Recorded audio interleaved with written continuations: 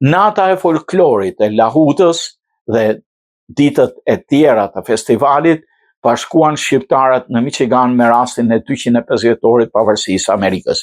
Në kuadër të festivalit tradicional të kishës së Shëmpalit në Rochester Hills në Michigan, për nder të pavarësisë së Shteteve të Bashkuara, mbrëmja e Dykurrikut ishte më e veçantë, ajo kushtua kulturës dhe traditës shqiptare në organizimin e natës së folklorit Lahuta, një aktivitet që solli në skenë pasuritë e trashëgimisë sonë kombëtare, ku sfikasin kostume shumë ngjyrëse të të rritur dhe të fëmijëve në një pjesëmarrje mjaft të madhe me mira vetë me gjithë temperaturat e larta. Programi nisi me paradën shqiptare ku flamuri kuqezi dhe kostume tradicionale krijuan një atmosferë festive plot krenari kombëtare. Ceremonia zyrtare u shoqërua me interpretimin e himneve kombëtare të Shqipërisë dhe të Shteteve të Bashkuara, duke simbolizuar lidhjen e fortë të komunitetit shqiptaro-amerikan me atë dhe vendin që ka mirë pritur. Programi u hap nga famultari i kishës Don Fred Kale. Mbrëmja artistike solli në skenë një program të pasur me këngë dhe valle, interpretime folklorike dhe ansamble dhe grupe të njohura shqiptare,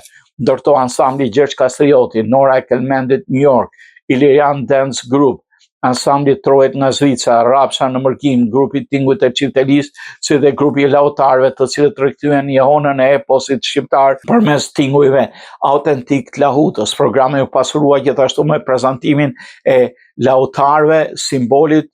të identitetit të kujtesës historike shqiptare. Festivali Shqiptar Lahuta në kishën e Shëmpalit është rezultati një pune të gjatë dhe 10 vullnetarëve të udhëhequr nga famultari Don Fred Kale, drejtuesit artistik dhe koordinatorët Joli Paparisto, Edvin Hoti, Anton Junçaj, së bashku me këshillin e kishës dhe drejtuesin e festivalit Gjergj Lajçaj dhe qindra anëtar të komunitetit që bën të mundur organizimin e një prej festivaleve shqiptare më të mëdha në diasporën amerikane. Festivali është kthyer tashmë në një nga aktivitetet më të rëndësishme kulturore të komunitetit shqiptar këtu në Michigan, duke mbledhur bashkë familje artistë dhe dashamirës folklorit. Në ditët në vijim, koncertet vazhduan me DJ dhe këngëtar të ndryshëm të komunitetit, duke treguar se kultura shqiptare vazhdon të jetojë e fuqishme edhe larg trojeve etnike, duke përcjellë brezave të rinj krenarinë për origjinën dhe identitetin kombëtar.